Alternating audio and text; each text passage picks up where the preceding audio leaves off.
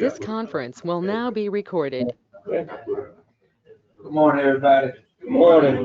Yeah, we're about to begin our meeting today. Do we have any volunteers on the prayer? Not yet. Father God, we come to you this morning to tell you thank you for this wake up. Thank you for letting us be in our right mind to clothe ourselves, Father God. This can continue to bless us all and bless our family, the ones we leave home that we love so much. Just put a shield around them and protect them and keep them safe, Father God. Father God, just bless do we can and let us all come together as one. In your name we pray. Amen. Amen. Let's all stand and join me in the pledge of allegiance. I pledge allegiance to the flag of the United States of America and to the republic for which it stands, one nation, under God, indivisible, with liberty and justice for all. You may be seated. We have before you a proposal agenda. What's the pleasure of the board? We got any additions, Mr. Chairman, I move that we approve the agenda. That's it. There has been a motion and a second. All in favor by the show of hands. Okay, that motion carried. Whole minute was mailed and emailed to all of us. What's the pleasure of the board? I move to adopt as recorded. That's it. Has been motion and second. Do we have any discussion or correction on the whole minute? If not, all in favor by the show of hands. Okay, that motion carried. Mr. Steve is on you. All right, Mr. Chairman, if we could, so we could skip to item number 12 on the agenda. Don, if you and Brandon would come on up. Let me get pulled up here on the screen. Out at the 3rd District Fire Department, the water well has collapsed, and I'm being told we need a new well. New well. New well must be drilled. Estimated cost to be $10,000 to $12,000. However, Don says these funds weren't projected in our budget, so it's not in the general fund budget or the SPOS fund budget. But fire department needs a well, so. And got 2 proposals. One from a Taylor well drilling out of Hawkinsville, and one from a Walls well drilling out of Cordell. And the first proposal, it is a little more expensive, but he can get to it within a week or so. 2 weeks. Within 2 weeks. The other proposal, we're looking at a month or so. Both of them come with the pump, and completely operational. So since this was an unbudgeted item, that's why it's before y'all.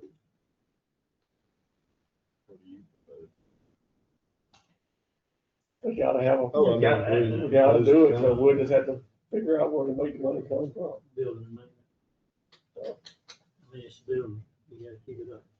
We can take it, we take it out of the fire budget or maintenance budget or whatever, and just hope that, We're gonna expense it to the fire department, but they just gonna be, if we understand they may be over budget in a year. I'll try my best to cut as much cost as we can. I mean, I'll plan on replacing some tires and stuff, but if we can hold off, that will save a little bit of money. But again, we gotta have a well out there. So, and asking the neighbor is not an option. So. On the tires, I know back when we started rotation, I don't know if it was ever done, we're gonna look at the road department since they rotate their tires or buy tires and see if there was a way to rotate theirs into the. If the sizes are correct, yeah, but it didn't pan out. It did not. It did not pan out. So, yeah. And the manufacturer recommendations every 10 years, National Fire Association is every 7. We're trying to move it to that manufacturing date of 10 years to rotate those tires because we just don't have the mileage on them, So, but them sitting there is as much damage to the tire as rotating it to. So, but Back to the well, is there a motion to approve the proposal from Taylor Well?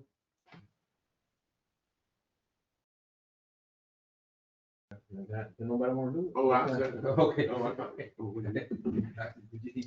Okay, the motion is second. Do we have any other discussion on it before we, go on? Gotta have more, ask California. Mhm. While we have here, I want to say that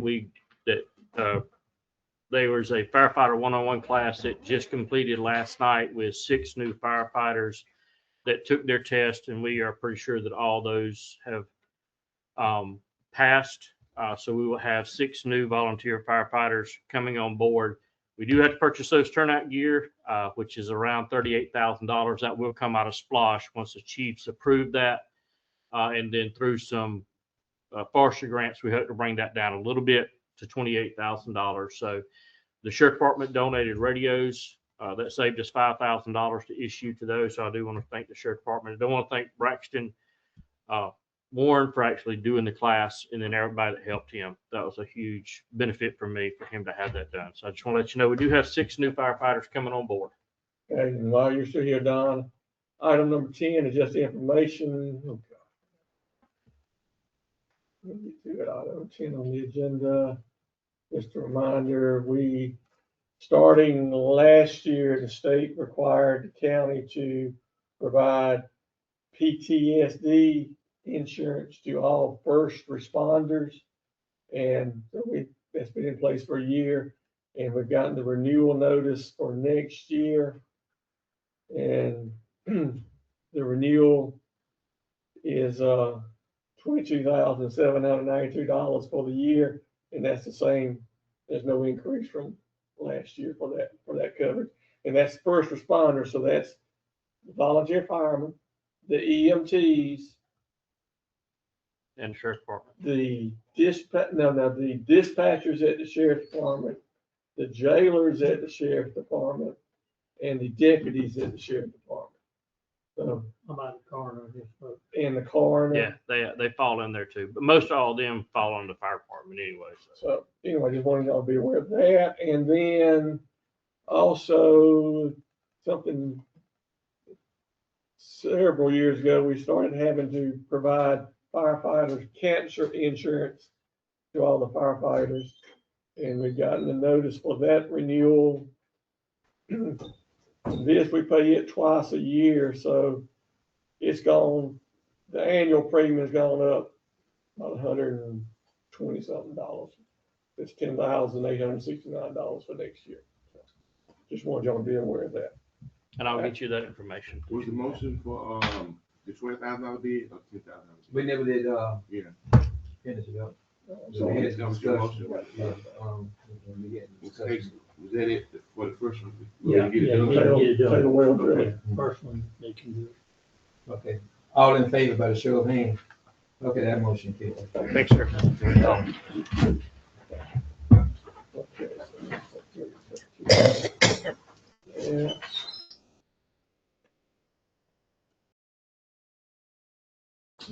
Okay, all right.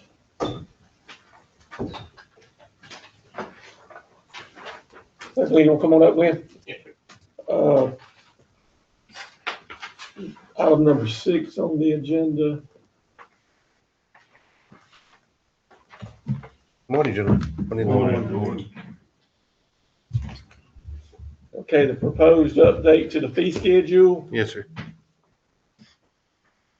Basically, the update is not increasing any fees, you just adding permit types. Yes. The one thing that we did not have was for solar panels. So I went back because we had some solar panels that people ordered this year. So I went back, had to go back 3 years to find the last time, and I averaged it out, and it came out about $250. So I put an estimated fee of $250 for solar panels on a home, just as a fixed fee, unless y'all would want something for her differently. Is And that- then Okay, go ahead. and that's on page 6. of the fees. And then we had for temporary housing allowance of $50 for offices and stuff. We for job site trailers and setup and such. We have a $50 fee that we were going to be putting on for those. We took that from a previous one that we did several years ago for construction job site trailers. Putting in the one thing I wanted to clarify, we had in there on page 5, Steve, for renewal of a permit, and we never spelled that out clearly to the people. And what we were doing in the past is doing it based upon completion of permit within a 1-year period. So if some jobs take more than a year, and so for clarity, there has been some question brought to my attention. The contractors feel like if they paid for the permit once, they shouldn't have to pay for any additional inspections if they haven't had them done. So we just kind of need clarity on that. And so the permit fee being based on percentage of the job done. So if there's 75% done, and to say the fee was $1,000, there would be a $250 fee to finish the last 25% of inspections the following year. And just want to know clarity on how y'all would like me to do that. Do you want a one-time fee and never have to pay again on that project? Or do you want us to do it on a percentage basis in a year? Well, okay, I'm currently working on a house now. I have to work with the homeowner to get the money. It wasn't gonna be, you know, a 2 months or 3 month deal, so it's an ongoing deal. So I'm just imagining to myself, if I go back and tell him I got to renew it, you know, because it's gonna take him probably a year to build it. They're usually the bigger homes, or taking more than a year. Yeah. They're usually over 3,500 square foot.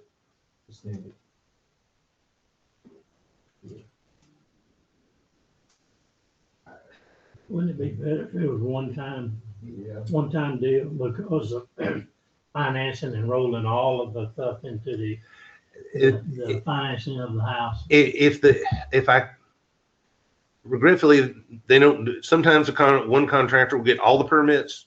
Sometimes contractor only get the building, they'll let the plumbing get theirs, electric get theirs, HVAC. So they end up being spread out. So it's a tough say how exactly to work it out best, because they have the flexibility to do it either way they like, unless you prefer it all be under one person. I'm happy to have it all under one and make the contractor be responsible for each person's, or whichever you would prefer me to do it.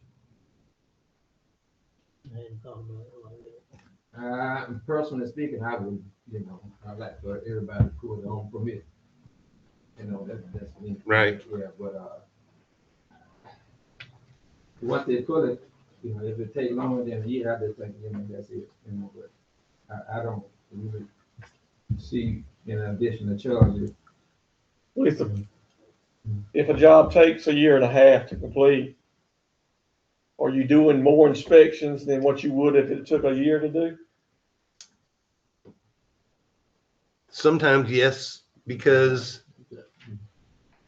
they kind of get it out of order, and they end up going back there. And I'm trying to be fair because we have a re-inspection fee, but that's if they fail. But if they don't complete an inspection, we don't really have a fee for that, so I end up going back multiple times. There's one house that's actually been under construction for 2.5 years now. Now he did expand the project, but and this specifically, he said, "Look, I paid enough for permits. I'm not paying anymore." So, That's exactly what I was talking. I say one time around. I think one time. Just let the permit fee be good for the whole project. No time limit. very good. All right, what else?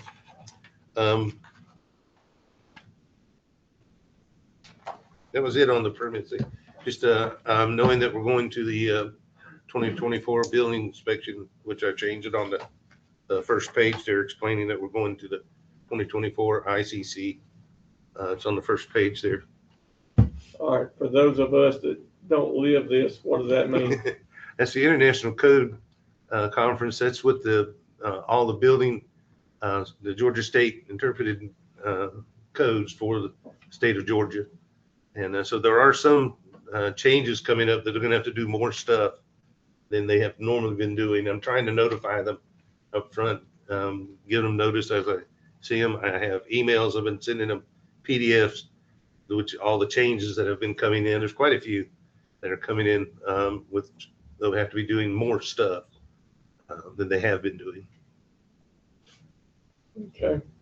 Anything else? No, sir, that's it for the permits. Okay, all right. Anything from the board? Okay, thank you. Thank you. All right, we'll get back on the item 2 on the agenda. The financial report, you've got the financial report for the month of October. They get to look at it, got any questions, we'll be sure glad to try to answer any you may have. Item number 3, we're still working on getting our paving project submitted to DOT for next year. The engineer has sent me some information, and Rodney and I just have not had time to look at it, but we should. We'll have something for y'all at the next meeting on that. Steve, Yes, sir. those, white, I guess, stripe that they've been putting on the road. At stop signs at intersections. Right. That's part of the LMIG Safety Action Plan grant that we got last year. They're just now getting around to winding that project down. That was LMIG, that was a special LMIG money that we got from the state for that. Okay. We'll need to, item number 4, we'll need to have a brief executive session at the end of the meeting to talk about that. Roadside spraying, I'm sorry, I do not have a recommendation for y'all on that. I'm still working on that. I hope to have it next meeting. All right, we just talked about number 6. Number 7, just a reminder of upcoming holidays. Next Thursday is a county holiday for Thanksgiving Day. And come Christmas, we get Christmas Eve and Christmas Day as a holiday. And then New Year's Day is a holiday. So just for information. Number 8, Ms. Thomas will be on the agenda. She's on the agenda at 9:45, so we'll come back around to that. Number 9 is a public hearing at 9:30. We'll come back around for that. We've already talked about 10. Y'all won't be working other than on Friday, will you? After Thanksgiving. And you're right, we'll take a vacation there in August. Most offices will be closed. It's not an official holiday, but y'all allow folks to take a vacation day. Number 11, just looking forward to January. The Board of Commissioners normally meet the first and third Thursdays of every month. In January, the first Thursday is New Year's Day, so we're going to bump both meetings in January back a week. So we'll be meeting on January the 8th and the 22nd.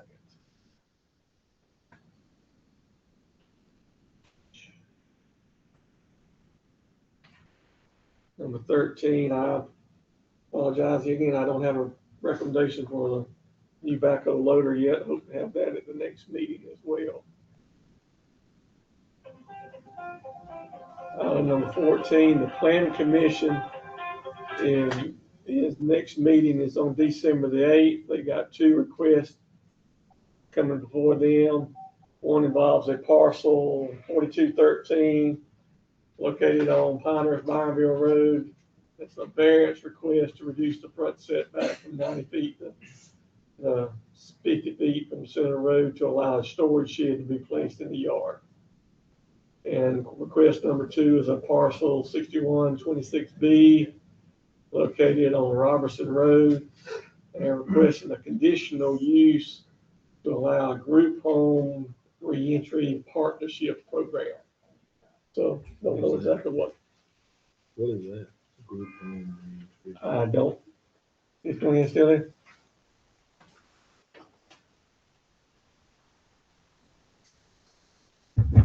Yes, sir. What is a group home reentry partnership program? Group home is a conditional use home. It is a home for recovery people that are coming out of prison or jail. And this is kind of a halfway house.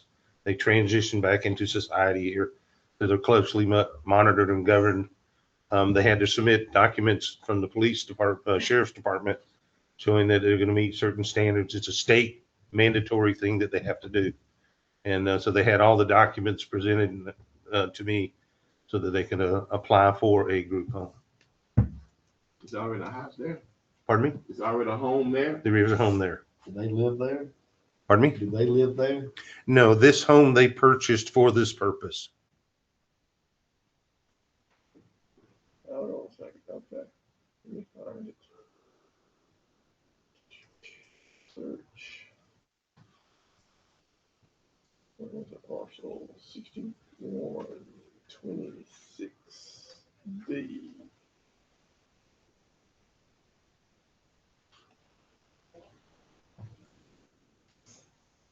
Robertson Road and Substation Road.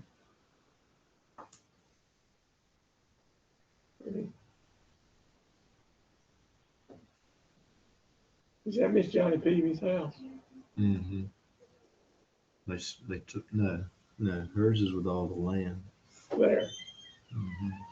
okay, so it's one on the corner there. This house, it doesn't have to be in commercial. It does not have to be commercial. It is a conditional use. And that is an approved conditional use in the In R1, in our ordinance. or what is that zone, R1, or? That's R1 residential.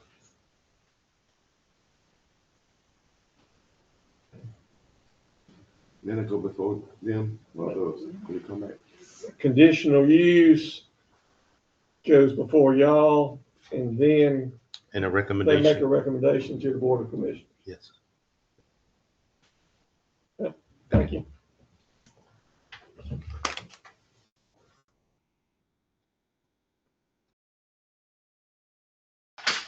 Okay. Well, actually, I think we're now just waiting on 9:30 to do public hearing. Yep, just waiting on 9:30 so we can do the public hearing now. So that's item number 9 on the agenda. So Bert ain't gonna make it. He called me, he had a court hearing, he had to be in court.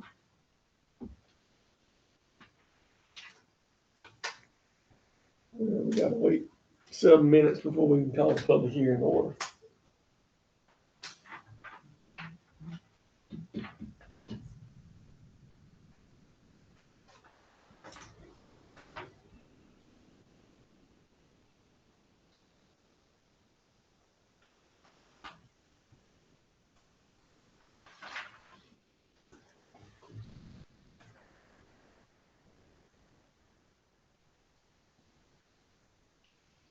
I'm gonna say on the financial report, we have had to dip into our reserve fund, but I do not anticipate, I've gotten the bank to approve a potential line of credit in case we needed it, but I do not anticipate needing to have to draw it.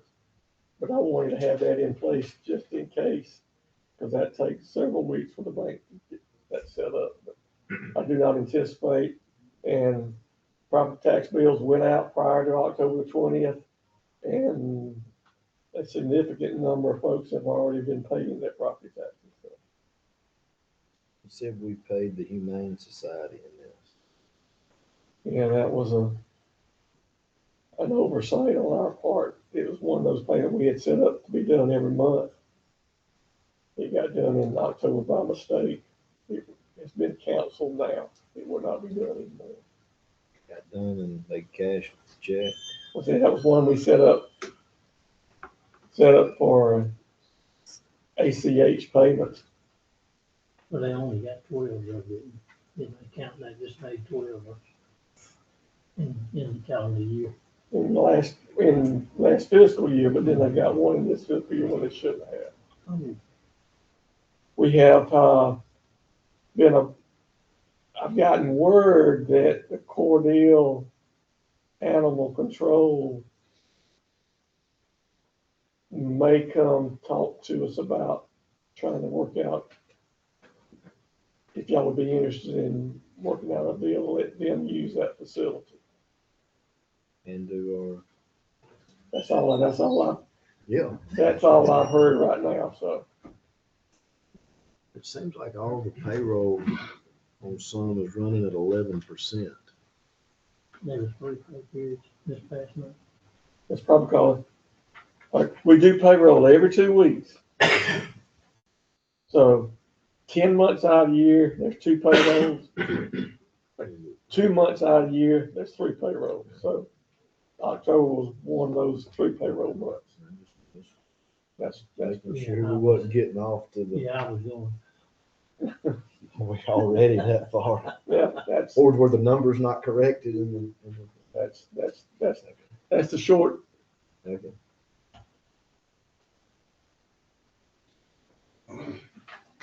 Well, how much was that they got? Was it the 2, the animal? They got a refund. We getting a refund? We'll get it today. That helped pay for that well out there.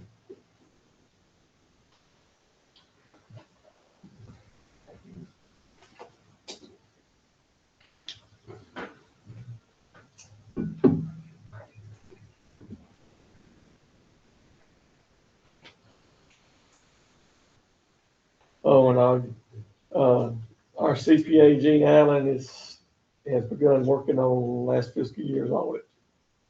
So, things are kind of hectic around here right now.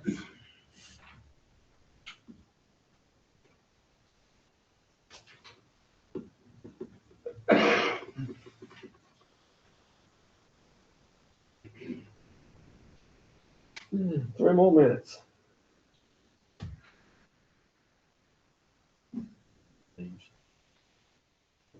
He's asking us. Yes, ma'am. I understand you called Vivian Thomas' name, and we were told to be prepared to speak at 9:45. Yes, So ma'am. We are here. Okay, all right. Yes, ma'am.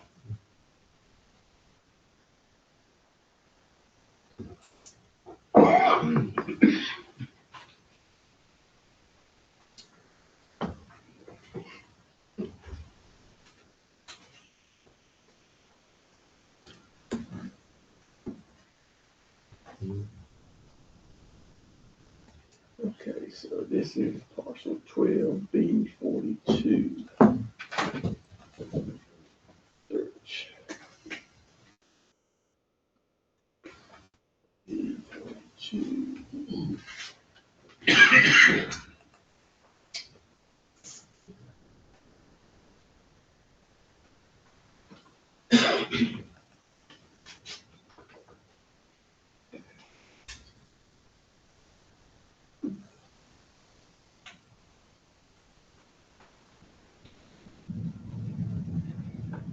Hey, Glenn, why don't you come on up? We'll do a little lead into what's happening. Okay, on the agenda, item 9, Brent Gunner requested that the zoning of parcel 12B-42 be changed from multifamily residential R2 to general commercial C2 to develop a travel trailer park. Parcel is located at 1298 Campers Haven Road.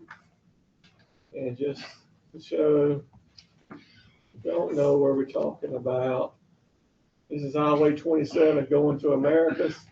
This is the Flint River. Back up here, this is Highway 27. This is River Road. Coming down River Road to what we call Campers Haven Road. Colonel Campers Haven Road, and down here. The public boat ramp is right there. So this is the parcel that we're talking about right there. And the planning commission held a public hearing on this matter at their last meeting. And the planning commission, this is a rezoning request. For rezoning request, they first go before the planning commission. The planning commission does a public hearing on it and then votes to make a recommendation to the county commissioners. Then the county commissioners hold a public hearing to allow public comments again. And then the county commissioners have the final say whether the rezoning request is approved or denied. So, that pretty much sum things up, Glenn? Yes, sir, that's accurate. Okay. Well, it is after it's 9:30 now, so we'll call the public hearing to order. Is there anybody here to speak in favor of the rezoning request? I'm assuming one of y'all would like to come. Would come up there and state your name, and we'll give you 3 minutes. I'm Brent Gunner, and me and Mr. Scott Buchanan had purchased Campers Haven from Miss Pam Mullis, and there's already 42 hookups out there, and out of 42 hookups, there's I think 35 RVs, and it's been there. Campers Haven's been there for a long time. We all kind of grew up going there, and so by us going commercial, we can just do a lot more updating and just do a lot more with signs and hookups and just make it a lot nicer. And pretty much it's already an RV park, and we're just trying to get in there and update it and make it a lot nicer for Dewey County. We got the boat ramp there. A lot of traffic comes through there. A lot of people enjoy Campers Haven. I grew up around there. Years ago you could swim there, get gas. I mean, it was just a nice place to go. But over the years, it's kind of gotten run down, and so we're just trying to go commercial. We can just update it and give Dewey County a nice RV park to come to.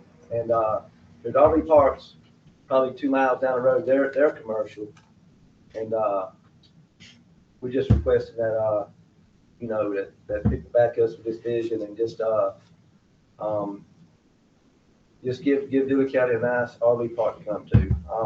I have a RV over on Sumter County side, which is a nice RV park on Sumter County.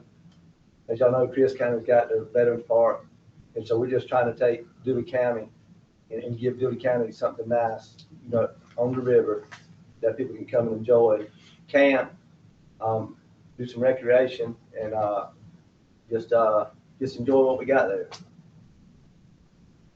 That's pretty much it. All right, thanks, sir. All right. Anybody else want to speak in favor of it? I'll speak. State your name, please, sir. James Wise. All right, sir. I guess I'm here to discuss the manufactured homes that's in that area. I think there's some things that probably misunderstood, thinking we're gonna have to get them out. So I want to speak on that because I talked with Brent. He said they didn't want us to leave, but I think that's where people thought, hey, we're gonna have to go. But if you look at your ordinance under conditional, there's conditional uses, there's permitted uses. Permitted uses, if you prove that rezoning, you got like under the general commercial, there's 30 things you can do. Then under conditional uses, if you go back and approve some of those items, you have to get it approved.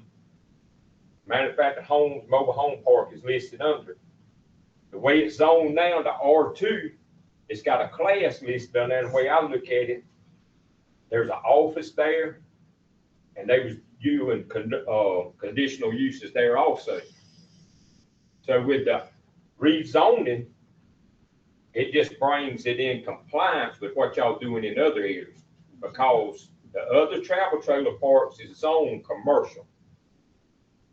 They're all in that area. They're C2s. They're the mobile home, under what I look at. Do they have to leave? No. Cause you got conditional uses you could, discuss and get it approved for them to do. And then the general note that's in the, ordinance says, when you rezone, the things that's there can stay and continue to operate under the, previous zone ordinance, like the R2 or ever how it was. But that's all, that's what I want to say. And yes, we want to get it. We'd love for them to get it better, because we all spent time down there over the years. But what I see is we don't have to get the, I wanted to clear up that under the ordinance, we don't have to leave. We don't have to take the manufactured homes out unless they're damaged and can't be repaired from floods. But that's what I'd say. And if you read the ordinance, you kind of got to be for rezoning for it to meet what you already have in there against others. You know what I'm saying? Because it don't meet the R2. It don't list under R2. It don't list travel trailers. So, but it does list mobile home park under R2 under conditional uses. So I guess there's a lot in y'all's ordinance, in that zoning ordinance. It covers just about everything. So that's all I got to say. And I hope I've interpreted it right, that it can stay. We can stay where we at. Only if they get damaged, can't be repaired. So I'd say, I guess I'm for it, because for it to meet the zoning that you already have in place. Thank you. Thank you, sir. Anybody else to speak in favor? Okay, is anybody here to speak opposed to the rezoning?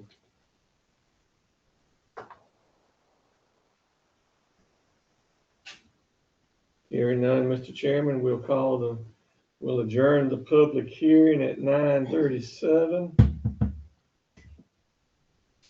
And now it's open for discussion amongst the board.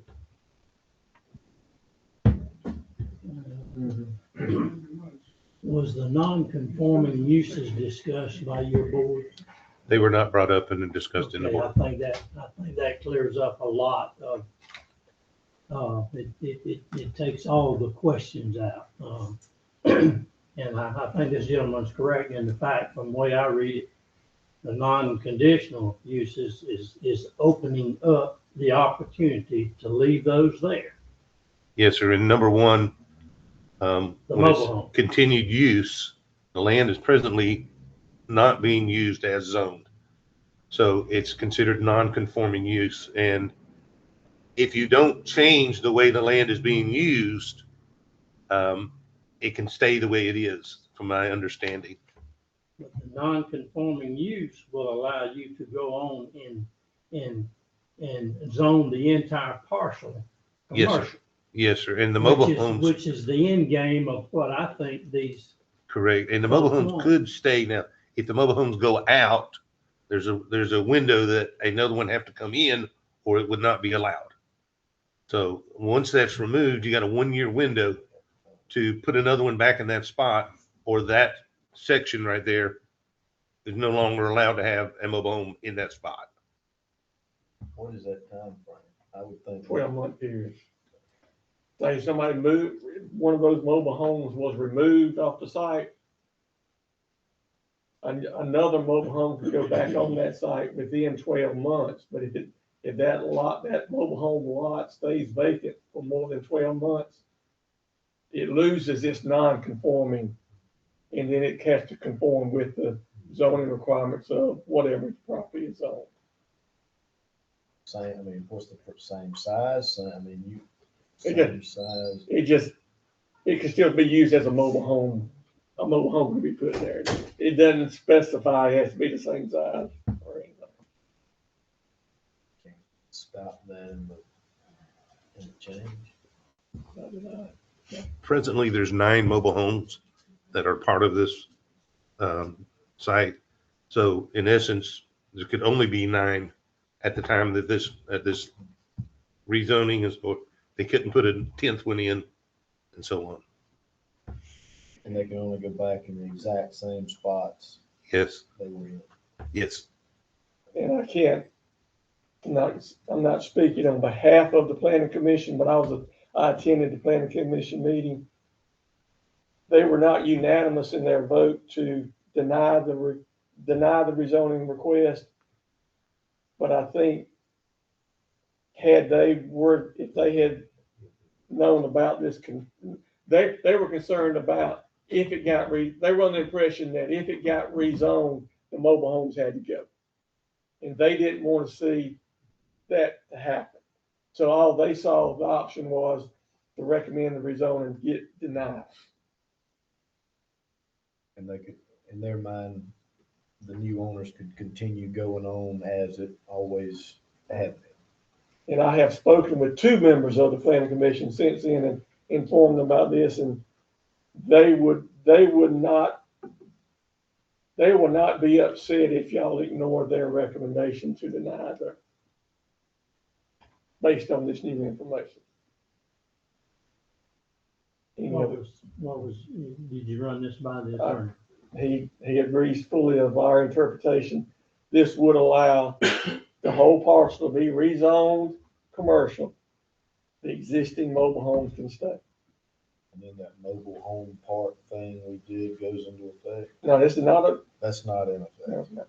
because so I understand that the mobile home area doesn't currently meet the mobile home park standard. Correct. So it's not that's not an option. And that's an R4 zoning, and that's for mobile homes. So that's not going to be an R4 mobile home park.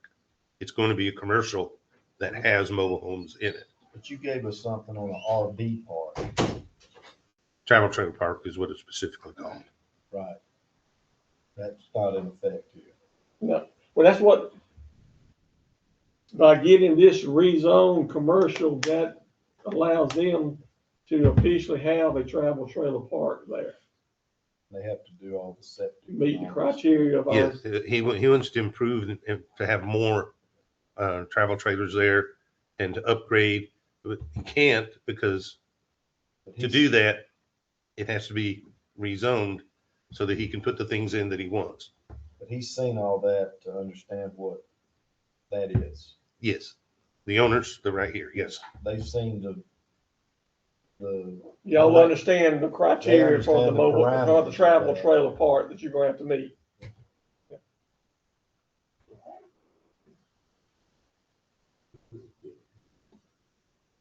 Anybody got any other questions on They're not building a building or they just using it for. there are some buildings that they want to put in, accessory buildings and such. Including they want to increase the quantity of RVs that are there, more plug-ins.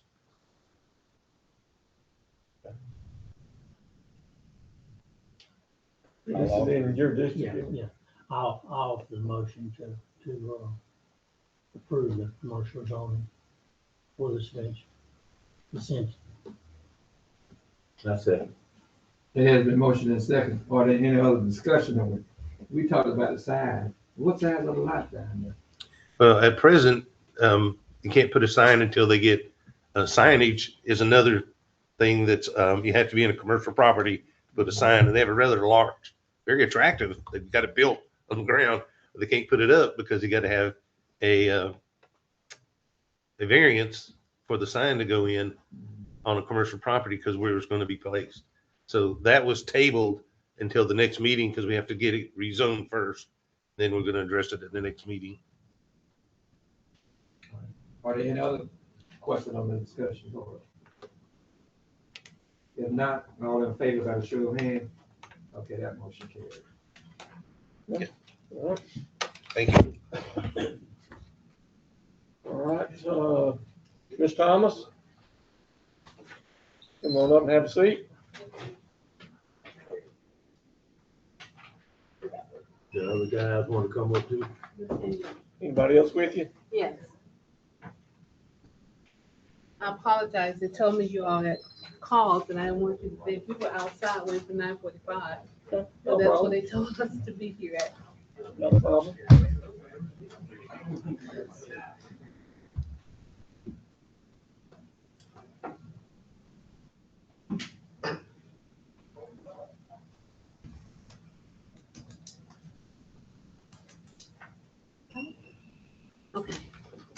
My name is Vivian You can have a Thomas. seat right here. One second.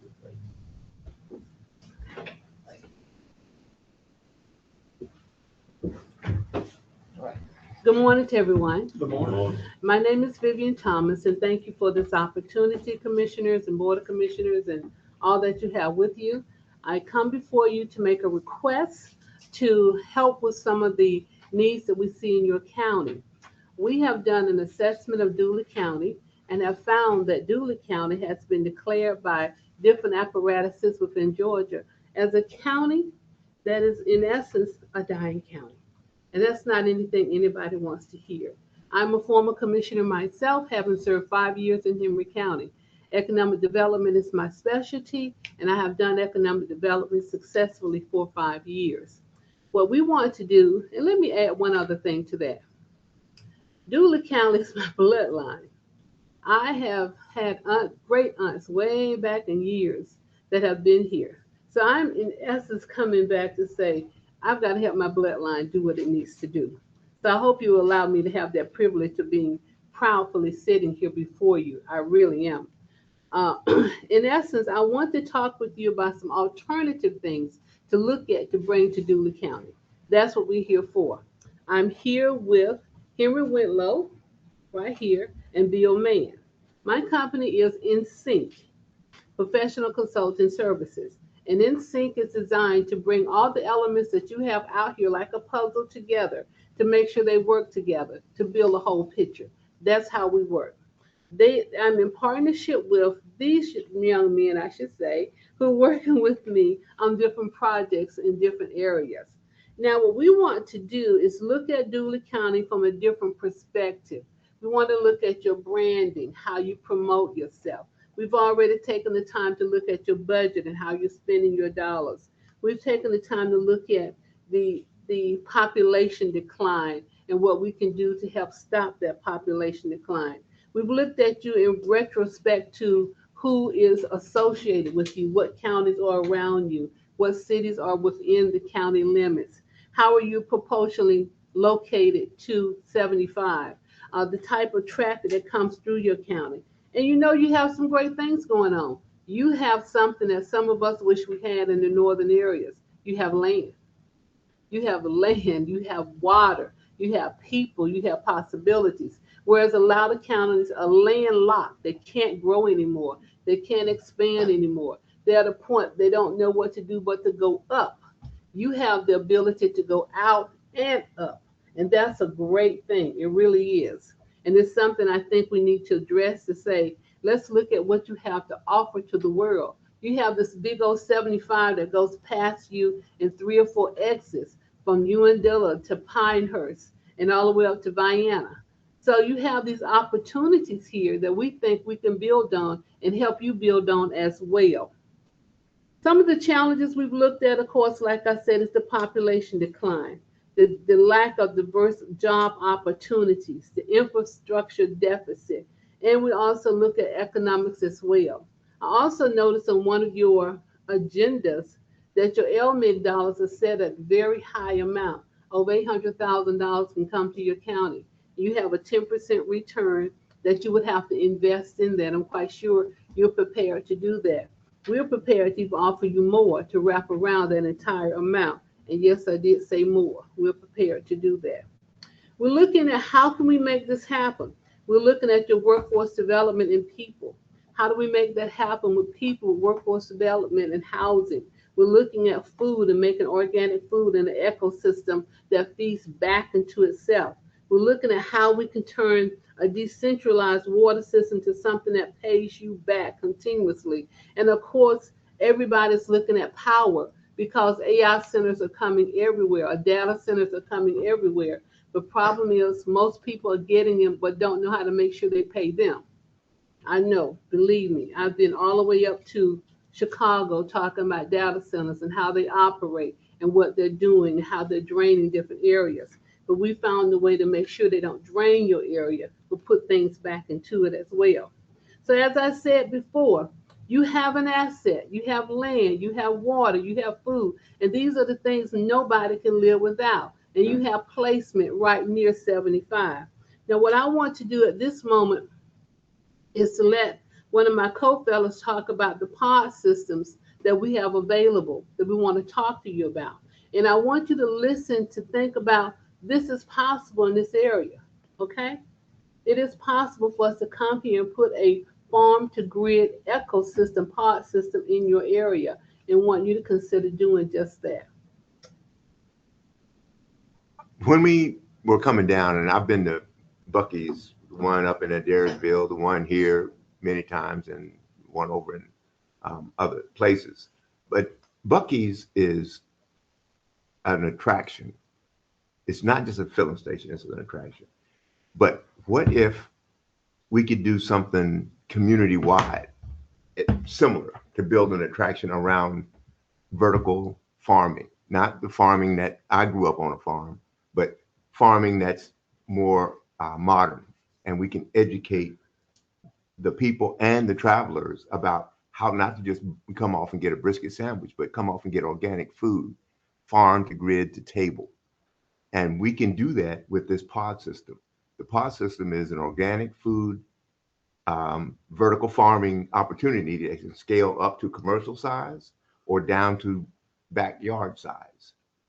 And we can do those and provide the educational opportunities go with that and the jobs that go with that. And with these vertical farms, you can grow a lot of different things, including power. Because you can use solar, or you can use natural gas, or you can use algae. You can grow power that these data centers all around the country need. Data centers are coming to a lot of rural counties. I don't know whether they've been here to approach you guys or not. Have they? We've been approached by a cryptocurrency mining facility. And did perfect, because where you are is you're on the fiber line and you're on the Georgia power line. And those two things are what data centers need. They need access to the fiber line, access to the power lines. You have both. And they may want to say, okay, I'm going to give you some property tax, and maybe they'll do something with the water and sewer, but are they going to share any of the revenue that comes with that data mining or that data center revenue? Our approach is to offer them the power, offer them the connection, but with a revenue line item for Dooley County. Not just, I'm going to host you as from a property perspective, because you have the land. But if we can do a destination for travelers coming up and down 75 around organic growth and grow the power at the same time to feed the data center, we can have a different relationship with these data centers. They are coming, and they might come to Dooley County, they might not. But if we can prepare so that the county is in a position to be a revenue partner with this data center, as opposed to just a physical host, the amount of money that you can make from the education opportunities, from the hosting of the data, those things you can do and share in that and have a permanent line item that can replace or supplement your tax base. It's a way to use the growing AI, their growing need for access to power, access to data, access to water, all of which you have, but you would be in a bit different position. And that's what we want to talk about with the attraction of the organic farming, because farmers like to farm, I know, but you can do it in a modern way. And you have Fort Valley to help you with the students' lessons and all that sort of thing. So I think that the pod system, where you have incrementally, you can grow it from backyard to a commercial size vertical farming situation. You grow not only food, but also power and an educated workforce to cut down on the jobs that could be made available, processing those things, not just entry-level farm jobs, but management-level farm jobs, processing food, processing energy. And if I may say so, gentlemen, Data centers don't like for us to get to you first. They don't. Because they come and they sell to you, and I've heard the scenarios over and over again. They come and they sell to you that we're bringing this beautiful center to you. We're going to add this to your community. We add jobs to your community. They put 4 people in there, 5 at the most. And most of them make less than $20 an hour. So they don't need them. But they sell you the scenario thinking you're going to get something to help your community survive. So they look for to get you in and get you contracted before people like us come and tell you the truth. It's not going to happen like that. But what we can do is help you build the contracting system for this system that will come, but it pays you directly in a revenue stream. It pays you directly for the power, pays you directly for the water, because once that water is used, it's not reusable. So it's going to start a drain on your system unless there's a system in place to stop something of that nature. Now, data centers don't want you to know that. They don't. They don't want you to know that in the areas they put them in, they purposely have certain places that they go. They're the demographics they're looking for. They want to know who's in that area because your cancer rate will increase. It's already been proven. Like I said, I'm a member of a group that does this research. Your schools will be impacted because there's a sound that comes from them constantly. It never stops. It's being heard 24/7 unless we're there to make sure it doesn't happen and require them to meet certain requirements so it does not happen. Now, of course, they will come and say to you, they don't know what they're talking about. That's a lie. They have to sell these centers because they need them. But we want to make sure your county, your cities are protected in the process. So we're not just talking about building the data center. We're talking about building a community where you have an ecosystem where the whole community really feeds back into itself. You will have an opportunity to have more than just one thing that's electronic, but you have an education system that's going to build the technology to manage it, to oversee it. So you're not dependent upon them to tell you what to do, but they're trained what to do here on site. Your ecosystem is based upon plant-based, also based upon animals, also based upon, we even have it built in where you have a fish farm in here to eat the waste, and algae in here to produce more energy. We're doing that in this whole process to protect your area. Because think about this for just one moment. When cell phones came out, everybody wanted those big towers, remember? They're still around. It's too expensive to take them down. And they're corroding. Where do you think that corruption is going? Down in the soil. But when they first came out, everybody got to have a cell tower. And now they won't take them down. And the companies personally put in contracts that requires them not to take them down because we were so happy to get them. You know, we were glad to get our cell towers. We just want you to be prepared when something new like this come along, that you have someone on your side to make sure your area is protected, it receives what is necessary, and it has more than that.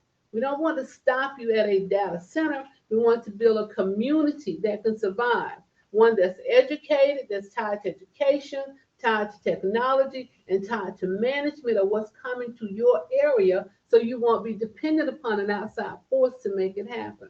Now, this costs money. It costs quite a bit of money. So it's easy for me to present it to you, but we didn't come with that money. We have someone prepared to talk to you about money.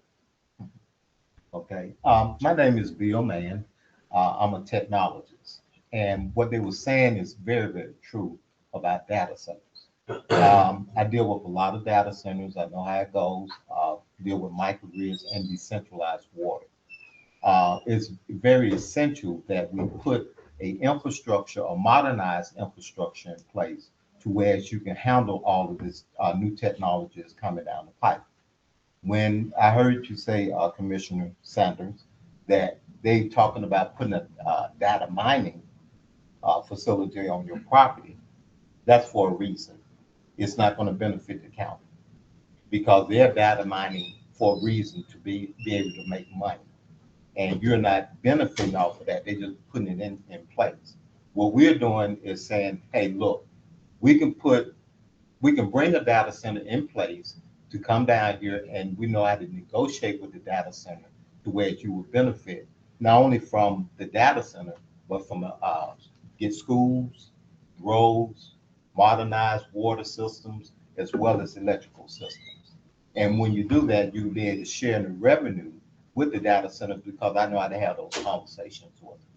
So in reference to Ms. Thomas was speaking about bringing money to the table, we have resources to be able to bring money to the table to where it's not going to impact the community nor impact the county. And I can just really go on. We have a presentation we can email to you all so you can see what we're talking about, but we can definitely make that. So hopefully you've heard today, even though we know these systems are coming across the whole counties, you're not the only county we're going to. We're trying to make sure that these counties are protected, these cities are protected. We're looking to see where these different companies are going, research them where they've already been, and check the impact that they left in those areas. That's very, very important. Yeah, and let me say one more thing. When they set up these data centers, it's nothing for us to have the proper data to be able to identify the changes it's going to make in the community. So one of the things I would do is actually set up an urgent care so we can have data on what's happening in the community, how it's going to affect the water, how it's going to affect individuals. So we have to put certain infrastructures and trigger points in place to where we know what's going on, not dependent on someone to tell us. That's very, very important, gentlemen. We want you to really understand what's coming, because a lot of time what's pretty and clean and look like it's great can also be detrimental to you. However, if the pre-work is done, if you have someone come in before that happens, we can make sure that does not happen to you. And like it's doing in certain other places. It just doesn't have to. So what we like to do, again, is send back to you and to you all the proposal that we're talking about in writing, an opportunity for you to look it over as well, proposal of numbers that we would like to put before you to be of help to your county. We are consultants, okay? That's upfront. We are consultants, and I stated that to begin with. So that proposal will have in there, what would our costs be? And what we do, we build our costs into an indirect way so it does not affect you all directly. Any questions? What counties or governments have you worked with successfully? Henry County is where I've come from. That's where my experience is from. We have with this project? Not with this project, no. We only follow these projects where they are going. We found out the ones that are coming to Dooley County and want to come here and start working with you. So not with this project, no. You haven't consulted with any other government? I have, well, you wouldn't call me as a consultant then because I was commissioner at that time period, working with data centers and where they should go and getting information in reference to them. So it would not be correct for me to say in a consulting position. Okay? But very, very much. Now we're looking at this table 30 years plus of individuals in the industry, in the technology industry, working with the data centers, looking at innovation. So we do have the experience in working in this particular field. And I'm heading up a technology initiative now where we're doing a major $4 billion project in South Fulton, and they're actually building a city. So my responsibility is make sure all the technology infrastructure is in place, with decentralized water, microgrids, all the digital signage, you know, everything that's involved with technology. And I've been commissioned by God to sit up here and come down and deal with counties because they're raping these counties. They're putting these data centers in there and say, hey, we'll come down and put it in for free, but it's affecting us more ways than one that we don't even know about yet. So my thing is looking 20 years, 30 years ahead and seeing what we can do to get in front of this to where our counties can start benefiting, not just the corporations. So you have to ask yourself sometimes, how Facebook become $1 trillion company with no products, no service, and they're $1 trillion company, pick up the phone and call the president. So we have to ask ourselves, the reason why, because we are the assets. The people are the assets. So when you're giving your data away, that's the reason why they say data mining. When you're giving your data away for free, you don't have any benefits. What we're doing is saying, hey, we're going to structure the infrastructure to where now your data is protected and that you can generate revenue off of that. And it is a new mindset. Believe me, a data center would say to you, you don't need that. That's not necessary. We take care of that. No, they're taking care of themselves. That's exactly what you're going to hear. Right. And so we do try to get ahead of it to give you options before anything comes forth. And this does not come with just a data center. It comes with a community, a complete grid, pods around with farming, recycling, education, and training. We have all of those elements come around this whole project. Okay. You know, I've been at Clark Atlanta University for 30 years in decision science, and I've seen a lot of projects come and go. And I worked at IBM for many years in research and development factories, and I was a data center planning manager for the Northeast of the U.S. And David, I have seen a lot of exploitation, right? And so what we're talking about, we've not done in Georgia in terms of working with communities, but I have put up data centers and I have put up fabs, you know, working with IBM. And what I can tell you is that we never considered what the economic benefit would be to the communities. We just looked at them as a place to put things. And working at an HBCU, you see what happens with communities that are just plain exploited. Because we get those kids in and we're losing kids. We have to do something different. And what we want to do is use this AI boom for the benefit of the young people. Have them benefit in a way that they can learn how to control the AI versus being controlled by the AI. Teaching them how to grow organic food and utilizing resources right up the road at Fort Valley to teach the kids here so that they don't feel like they have to go somewhere else. And there's a lot of counties that are similarly situated. So I've been working with Vivian for a while now, and we've decided that we're going to try this. And she said, if we're going to try it, let's try it in a place that matters to me. And that's why she looked at dying counties. She's got 12 or 13 other ones that we're going to go to.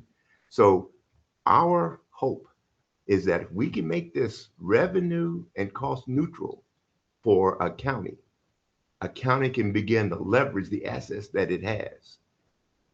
You may know that there's a big process center going up in Coweta County. And there's been some put up in Rockdale County. And College Park put some in.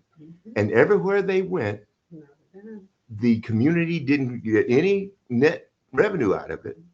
And but the burden, the county, they got tax revenue, property tax revenue. The citizens got improved power bills. By improved, I mean higher. That's right. They get to pay, so the county is collecting the revenue from the taxes, and the citizens are paying extra for the power, for their power. And this is going on place after place after place. And now some counties are saying, no, we're done. But they don't need to be done. They need to be engaged. And so we're going to try it. We're going to keep trying until we can help counties in a revenue positive way rather than a revenue negative way? Thanks for the question, though, because it made me sit here and think, why haven't other counties in Georgia done this? Why do they keep letting this happen? One is the selling of them. Is there any questions that we can answer for you? Because we're here to help the county. We're not here to sell on behalf of any company. We're not here to represent them. We know all about them. But we're here to help save your cities and your counties. And we certainly hope you will consider what we said today. We will send you a follow-up information about this. We'll gladly come back down and have another discussion with you, hopefully before you make your final decisions in working with anyone in reference to your county. Or if you want to look at alternatives of growth in this area, we will send you that plan as well. And we look forward to coming back to have another conversation. Any thoughts that you want to share with us of what we're saying? I mean, are we? I'd love to see the information. Yes, if you'll send that to us. Thank Because you. it sounds like you kind of picked Dooley County. I hate to use the term guinea pig, but Well, no, I'm from Dooley. My bloodline is from Dooley County, so it's that's why mine I too. did it. It's mine too. Yeah, but what I'm hearing is everything's in a place that we don't like to be.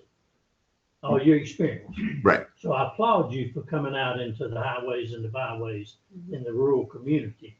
But that's what I'm interested in is not there, because we don't have anything to do with power. We don't have a water system. You know, we don't have sewer. The people you're talking to at this table, you know, so you're going to have to go into the cities.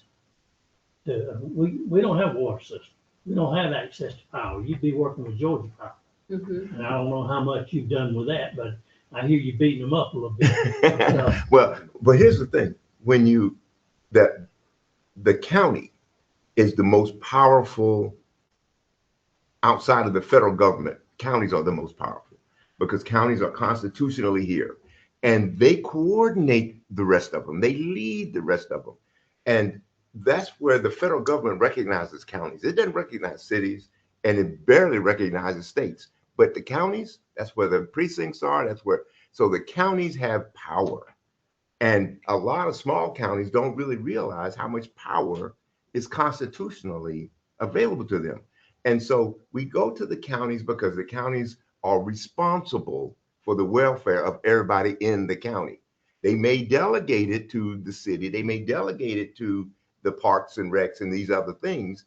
But at the end of the day, the county is the seat of power. And that's where like you guys were doing the zoning, this is where stuff really can happen. Right, we realize we're the third level of government. We understand that. And but I'm very interested in your approach because it's new and it's fresh. And that's what we have to have as a vision. You know, we have to have a vision to see you know, we sit here and we have to try to do things based on what's going to happen in the future. Yes, sir. There you go. Have a tendency in small rural areas to be in a reactive mode where something happens and then we react. We got to learn to do better, and I see your program, but I'm very interested in something that I can take. We'll get that to you. And I can spend my time okay with what you do, and I think I can grasp that. I would love to have that ability to interact with each of you because you are quote unquote guinea pig. I don't like that necessarily, but I can see. I mean, really, you know, because I think of it as a pilot because we're trying to get counties and cities to see that they're worth saving, and it takes somebody to be strong enough to stand up to say, "Not in my county." And so, when looking at what we have, I will say, I did say, Dooley County is special to me. I want to go to Dooley County. Okay. Not that I see you as less, but because I see you as more precious in my sight. okay? They don't know do it kind of like I do. But anyway, sir, thank you for your question. Our goal is to be an asset, not to hurt anybody. Again, data centers don't like our presentations. I can pull this book here. I went to another thing and did these presentations. They don't like them because we tell what they do and we have the scientific proof of what they do. We're here to say, if you must come with a plan, come with a whole community, not just one data center draining us, but with empowering the whole community from different aspects. And we have the ways to make that happen, and we have the funding to make that happen. Well, they're here, and they're gonna be here, and They they're gonna are. remain here, so we're gonna have to accept that we're, AI is going nowhere. that's right. It's not going anywhere, and It's upon us. it is. And eventually we'll either grow with them or be the feed that feeds them. Absolutely. And so you can be a part of it or the target of it. And at the end of the day, it's all about revenue too. And what we're doing is saying, hey, we can help bring revenue. And so you're not waiting for something or someone to give you something. You have revenue coming in that's already built in, but you have to know how to extract it. And that's our goal, whole goal, to be able to make that happen. So this is the beginning of a conversation. And I would really like to hear your feedback on the stuff that we send you and have an opportunity to work with you in some other kind of working session, not necessarily a county commission meeting, but some kind of working session. And however we want to do that, I would look forward to having that opportunity. Thank you. Thank you. Y'all gonna send the information to Steve? We will. Okay. Okay, thank you. Thank you so much. Thank you, Ms. Combs. Y'all be safe. Okay, Mr. Vice Chairman, we need to request an executive session for a personnel matter, and that should be all we need to do for the meeting. All right, may I have a motion? I'll make a motion to go into executive session on the personnel matter. I said. Have a motion and a second. All in favor? This conference will now be Make recorded. sure ain't nobody out here.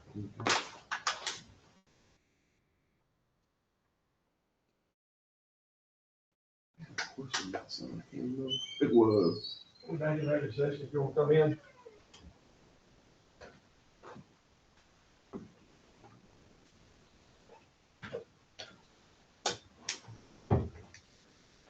Okay, go back in regular session. I'll make a motion that we adopt the minutes of executive session as read in executive session. I said. We have a motion and a second, all in favor? Yes, Aye. Okay, go ahead. I would like to make a motion to announce a finalist candidate for the county administrator position as Ms. Danielle Jefferson. I said. Okay, you've heard the motion, we have a second. All in favor? Mr. Vice Chairman, that's all I have for the meeting. Okay. Is that it? Okay. Mr. Chairman, I'll make a motion that we adjourn, Mr. Chairman. Second. Motion and a second. All in favor?